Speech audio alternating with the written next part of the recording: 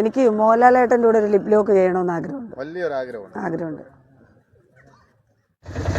Hi guys, പല തരത്തിലുള്ള ആഗ്രഹങ്ങളും താല്പര്യങ്ങളും ഒക്കെ ഞാൻ കേട്ടിട്ടുണ്ട്. പക്ഷെ ഇത്രയും വെറൈറ്റി ആയിട്ടുള്ള ഒരു ആഗ്രഹം, ഇഷ്ടം ഞാൻ ആദ്യമായിട്ടാണ് കേട്ടോ കേൾക്കുന്നത്. മോഹൻലാലിനെ ലിപ് ലോക്ക് ചെയ്യണമെന്ന ആവശ്യവുമായിട്ടാണ് ഒരു യുവതി വന്നിട്ടുള്ളത്. യുവതി എന്ന് പറഞ്ഞു കഴിഞ്ഞാൽ സോഷ്യൽ മീഡിയയിൽ രേണു കഴിഞ്ഞ് 2ാം സ്ഥാനമാണ് തനിക്ക് എന്ന് സ്വന്തം പ്രഖ്യാപിച്ചുകൊണ്ട് കിടക്കുന്ന ഒരു സ്വയം പ്രഖ്യാപിത സെലിബ്രിറ്റി കൂടിയാണ്. എന്തൊക്കെയാണ് ചേച്ചിന്റെ ആഗ്രഹങ്ങളും താല്പര്യങ്ങളും നമുക്ക് എന്തായാലും ഒന്ന് കേട്ടു നോക്കാം. വൈറലാവണമെങ്കിൽ തരാം. അതിനൊരു മടിയില്ല. നമ്മുടെ കുടുംബജീവിതത്തിൽ യാതൊരു പ്രശ്നമില്ല, ഹസ്ബൻഡിനും യാതൊരു പ്രശ്നമില്ല. പക്ഷേ നിങ്ങളുടെ ജീവിതത്തിൽ എന്തെങ്കിലും പ്രശ്നം വരുമോ നമുക്കറിയത്തില്ലല്ലോ. ആ ഒരു വിഷയം. മിയോനെ, ക്യാമറമാനോനെ, നിന്റെ മുഖം ഒന്ന് കാണിക്കൂ. നീ ഒരു ഉമ്മയ്ക്ക് വേണ്ടി ഇത്രയും മുട്ടി നിൽക്കുകയാണെന്നുള്ള കാര്യം അറിഞ്ഞില്ലായിരുന്നു. വേറൊരു പണിയില്ലല്ലേ? കല്യാണമൊക്കെ കഴിഞ്ഞതാണെങ്കിൽ ഭാര്യനോട് ചോദിച്ചാൽ കിട്ടൂട്ടോ. ഒരു ഉമ്മയൊക്കെ അല്ലേ?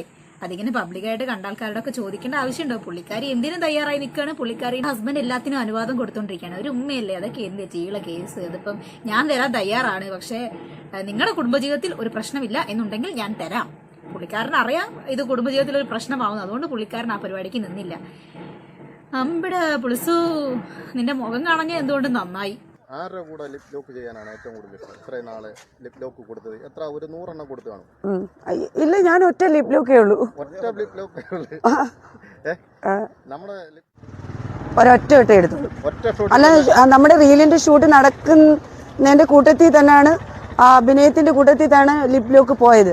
പിന്നെ ഒരുപാട് ചാനലുകാർ വന്ന് ലിപ് ലോക്ക് ഒന്നുകൂടി ഇങ്ങനെ എടുത്ത് മൊത്തത്തിൽ കിസിംഗ് ആയിരുന്നു. ലിപ് ലോക്ക് ഒറിജിനൽ ചുണ്ടും. ചേച്ചി ഒരു മതി എയർലോക്ക് ഇടുക, ഗൺലോക്ക് ഇടുക എന്നൊക്കെ പറയുന്ന ലാഘവത്തോടു കൂടിയാണ് ലിപ് ലോക്കിന്റെ കാര്യങ്ങൾ പറയുന്നത്. എന്റെ അമ്മോ, ഇത്രയും അഭിമാന പുരസ്സരം പറഞ്ഞുകൊണ്ട് നടക്കാൻ പറ്റുന്ന ലിപ് ലോക്ക് ഏതാണ് എന്ന് കാണാൻ നിങ്ങൾക്ക് ഏതെങ്കിലും തരത്തിലുള്ള ആഗ്രഹം ഉണ്ടെന്നുണ്ടെങ്കിൽ ഞാൻ ഈ സൈഡിലൊന്ന് കാണിച്ചേക്കാം. നിങ്ങൾ അതൊന്ന് കണ്ടു നോക്കുക. ആളുകൾ ഇതിനെ വിശേഷിപ്പിക്കുന്നത് കരടി കടിച്ചു പറിച്ചതിനാണോ ചേച്ചി ലിപ് ലോക്ക് എന്ന് പറയുന്നത് എന്നുള്ളതാണ്. മറ്റുള്ളവർ അയാളെ കരടി എന്ന് വിശേഷിപ്പിച്ചതിനോട് എനിക്ക് യോജിപ്പില്ല. എന്നിരുന്നാലും ഈ ഒരു വീഡിയോന്റെ താഴെ കമന്റ് ബോക്സ് നിറയെ ഇത് തന്നെ ആയിരുന്നു.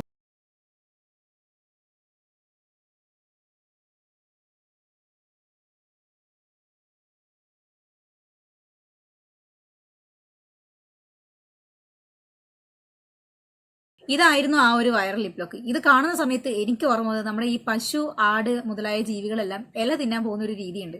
ആ ഒരു രീതിയായിട്ടാണ് എനിക്ക് ഈ ഒരു ലിപ് ലോക്ക് കണ്ട സമയത്ത് ഓർമ്മ വന്നത്. നിങ്ങൾ നിങ്ങളുടെ അഭിപ്രായങ്ങൾ കമന്റ് ചെയ്യുക. ഇനി എന്തായാലും ചേച്ചി പറയുന്ന ബാക്കി കാര്യങ്ങൾ കേൾക്കാം. ചുണ്ടും ഇങ്ങനെ അടുപ്പിച്ചിട്ട് അഭിലാഷായിട്ടായ ഒരു ട്രിക്ക് വേലയും കൂടെ കാണിച്ചു. മറ്റേ ഇങ്ങനെ കണ്ടാക്കി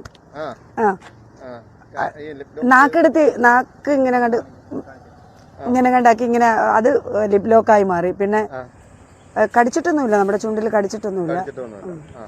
അഭിലാഷേട്ടൻ കാണിച്ച ട്രിക്ക് വമ്പൻ ട്രിക്ക് തന്നെ ആയിരുന്നു. നാക്ക് അങ്ങനെ ആക്കി അത് ലിപ് ലോക്ക് ഇങ്ങനെയാക്കി. ഇതൊക്കെ ഒരു മീഡിയയ്ക്ക് മുമ്പിൽ വന്ന് പറയുക, അത് മറ്റൊരാളോട് ഒരു ചളുപ്പും കൂടാതെ പറയുക എന്നൊക്കെ പറഞ്ഞു കഴിഞ്ഞാൽ എന്റെ മക്കളെ നല്ല അപാര തൊലിക്കട്ടി തന്നെ വേണം എന്ന് വേണം പറയാൻ. ഇതൊക്കെ ഇവരുടെ ഹസ്ബൻഡ് എന്ന് പറയുന്ന പുള്ളിക്കാരൻ കേൾക്കുന്നുണ്ടല്ലോ ആവുമല്ലേ?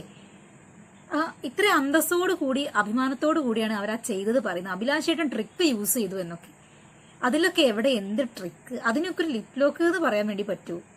അപ്പൊ പിന്നെ ഈ ഇംഗ്ലീഷ് സിനിമയിലൊക്കെ ആളുകൾ ചെയ്യുന്നതിന് നമ്മൾ ഏത് ലോക്ക് എന്ന് പറയും? ഇന്റർലോക്ക് എന്നോ വാർലോക്ക് എന്നോ അങ്ങനെയൊക്കെ പറയണോ? ഉമ്മ പോലെ അങ്ങനെ വെച്ചു. ഈ ലിപ് ലോക്ക് ഒക്കെ ചെയ്തതിനു ശേഷം, വീഡിയോ വൈറലായതിനു ശേഷം ഇങ്ങോട്ട് വന്നപ്പോ ഹസ്ബൻഡ് എന്താണ് പറഞ്ഞത്? നീ എന്തിനാ അങ്ങനെ ചെയ്തതെന്ന് ചോദിച്ചു. ഒരിക്കലും ഇല്ല. ഞാൻ പറഞ്ഞിട്ട് തൊട്ടും പിടിച്ചുള്ള അഭിനയാണെന്ന് പറഞ്ഞിട്ടാ പോയ. ഇതിനേക്കാളും അപ്പുറം ചെയ്തിട്ടേ വരുമെന്ന് പുള്ളിക്ക് അറിയാം. എന്റെ സ്മാർട്ട്നെസ് എങ്ങനെ. ആഹാ, അന്തസ്. ഇതിനേക്കാളും അപ്പുറം ചെയ്തിട്ട് വരുമെന്നേ പുള്ളിക്ക് അറിയുള്ളൂ. അപ്പം ഭർത്താവ് അങ്ങോട്ട് ഇങ്ങനെ അഴിച്ചു വിട്ടേക്കാണ്. എന്ത് വേണമെങ്കിലും ചെയ്തോട്ടെ. പുള്ളിക്കാരിക്ക് പുള്ളിക്കാരന്റെ ലൈൻ, എനിക്ക് എന്റെ ലൈൻ. അപ്പൊ നിങ്ങളൊരു ഹസ്ബൻഡ് ആൻഡ് വൈഫ് റിലേഷൻഷിപ്പ് തന്നെയാണോ?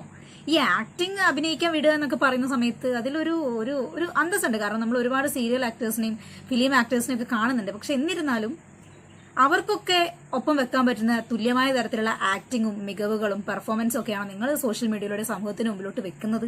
ഇവരൊക്കെ ഏത് യൂണിവേഴ്സിലെ ആക്ടേഴ്സ് ആണെന്നും ഏതൊക്കെ മൂവീസിൽ അഭിനയിച്ചിട്ടുണ്ടെന്നും എന്തൊക്കെയാണ് ഇവരുടെ അഭിനയ മികവ് എന്നുള്ള കാര്യങ്ങളൊക്കെ നിങ്ങൾക്ക് അറിയെങ്കിൽ നിങ്ങളൊന്ന് കമന്റ് ചെയ്യുക. ഞാൻ കണ്ടുകൊടുത്തോളം ഏറ്റവും വേഴ്സ്റ്റ് ആക്ടിംഗ് ആണ് ഇവരെ പോലുള്ള ആളുകൾ ചെയ്യുന്നത്. രേണു ഉൾപ്പെടെയുള്ളവർ ആക്ടിങ്ങിന്റെ കാര്യത്തിൽ ചെയ്തു കൂട്ടുന്ന കാര്യങ്ങളൊന്നും തന്നെ അഭിനയം എന്ന് പറയുന്നത് തന്നെ ആർട്ടിസ്റ്റുകൾക്ക് ഒരു നാണക്കേടാണ് എന്നാണ് ഞാൻ മനസ്സിലാക്കുന്നത്. നമ്മളൊരു കാര്യത്തിന് ഇറങ്ങി തിരിച്ചാൽ നമ്മളൊന്ന് സെറ്റായിട്ട് ചെയ്ത് പുള്ളിക്ക് അറിയാം. ഞാൻ ആള് സ്മാർട്ടാന്ന് അറിയാം.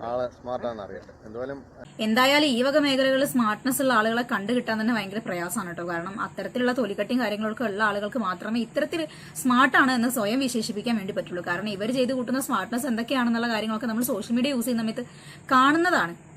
സോഷ്യൽ മീഡിയയിൽ ഏറ്റവും കൂടുതൽ വൈറലായിരിക്കുകയാണ്. ഇപ്പൊ രേണുസുതി ഇങ്ങനെ വൈറലായിക്കൊണ്ടിരിക്കുന്നതോറും ഞാനും ഇങ്ങനെ വൈറലായിക്കൊണ്ടിരിക്കും. ഉണ്ട വൈറലല്ല, എയറിലാണാവുന്നത്, വൈറലാവാൻ നടക്കുന്നത്. ഇതിലും ഭേദം ആ രേണു എന്ന് പറയുന്ന സ്ത്രീയാണ് കേട്ടോ.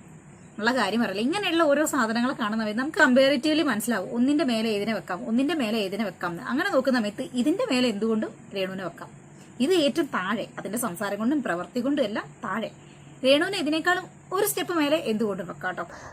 ഇപ്പം എല്ലാരും പറയുന്നത് ഇന്നലെ കൊട്ടാരക്കര ഇറങ്ങിയപ്പോൾ തന്നെ ഞാൻ പള്ളിയിൽ പോകാൻ ഇറങ്ങിയായിരുന്നു. അപ്പോഴത്തേക്ക് ഓരോരുത്തരും പറയുന്നത് ഇപ്പൊ രേണുസുതിയും സിനിമോളേ ഉള്ളൂ, ഫേസ്ബുക്കും ഇൻസ്റ്റാഗ്രാമും നിറച്ച് ചെയ്ത തുറന്ന ഉടനെ നിങ്ങളാണെന്ന്. ആണോടാ കുഞ്ഞെ, അങ്ങനെയൊക്കെ ഉണ്ടോ? എന്റെ ഫോണിൽ എന്തായാലും ഇവരുടെ വീഡിയോസും കാര്യങ്ങളും അങ്ങനെ വരാറില്ല. ഞാൻ അങ്ങനെ കണ്ടിട്ടുമില്ല. ഏതോ ഈ ആട്ടയം എന്ന അഭിലാഷ് ആട്ടയെന്നോ അവരുടെ കൂടെയുള്ള ഏതൊക്കെ ഒരു ലിപ് ലോക്ക് സീനോ, അവരുടെ ഈ ആറാട്ടണ്ണൻ, പിന്നെ ഈ ആലൻ ജോസ് പെരേര, അവരുടെ റീലൊക്കെ ഇങ്ങനെ ഇടയ്ക്കൊന്ന് വരുന്ന സമയത്ത് അവരുടെ കൂട്ടത്തിൽ ഒന്ന് കണ്ടു എന്നല്ലാതെ ഈ ഫീഡിനകത്തും ഫേസ്ബുക്കിനകത്തും ഇൻസ്റ്റാഗ്രാമിനകത്തും യൂട്യൂബിനകത്തും തുറക്കുമ്പോഴേക്കും രേണു രേണു രേണു രേണു എന്ന് പറയുന്ന ആ ഒരു സംഭവമൊന്നും ഈ സ്ത്രീന്റെ പേരിൽ ഞാൻ ഇന്നേ വരെ കണ്ടിട്ടില്ല. നിങ്ങൾ ആരെയും കണ്ടിട്ടുണ്ടെങ്കിൽ ഒന്ന് പറയുക കേട്ടോ. സ്വയം പോകുന്നതിനൊക്കെ ഒരു പരിധിയില്ലേ ചേച്ചി? താഴേക്ക് വരും, താഴേക്ക് വരും, താഴേക്ക് വരും. നിങ്ങൾ നിങ്ങളുടെ സ്മാർട്ട്നെസ് കൊണ്ടൊക്കെ അങ്ങോട്ട് മുമ്പോട്ട് പൊക്കോളാം. ഹസ്ബൻഡിന്റെ പെർമിഷനോട് കൂടി ചെയ്യുന്ന കാര്യങ്ങളായതുകൊണ്ട് തന്നെ ഒരു വിഷയവും ഇല്ല. അതിന്റെ മേലെ അതുക്കും മേലെ ചെയ്തു ഇങ്ങോട്ട് പൊക്കോളാം. അതിന്റെ ഇടയ്ക്ക് ഈ മോഹൻലാലിനെ ലിപ് ലോക്ക് ചെയ്യണം എന്നൊക്കെ പറയുന്നത് എന്റെ പൊന്നേച്ചി, അത് കുറച്ചൊരു അതിവേഹമല്ലേ? ഈ ഒരു സീന് ഞാനിങ്ങനെ ആലോചിച്ച് നോക്കിയ സമയത്ത് ഈ മോഹൻലാലിന്റെ മുഖം എല്ലാം കൂടെ നമ്മുടെ മഴത്തുള്ളിക്കിലിക്കും അങ്ങനെ ഏതൊരു ദിലീപിന്റെ സിനിമയ്ക്കകത്ത് മറ്റേ ഇവന്റെ ചുണ്ടുണ്ടല്ലോ, എന്തായിരുന്നു പുള്ളിന്റെ പേര്, കൊച്ചൻ അനീഫന്റെ ചുണ്ടിരിക്കുന്നുണ്ട് ഇങ്ങനെ. ആ കണക്കനെ ഒന്ന് ആയ ചിത്രം പെട്ടെന്ന് എന്റെ മനസ്സിലൂടെ ഒന്ന് വന്ന് പോയിട്ടോ. ക്ഷമിക്കുക. അപ്പൊ മറ്റൊരു കാണുന്നവരെ ബൈ.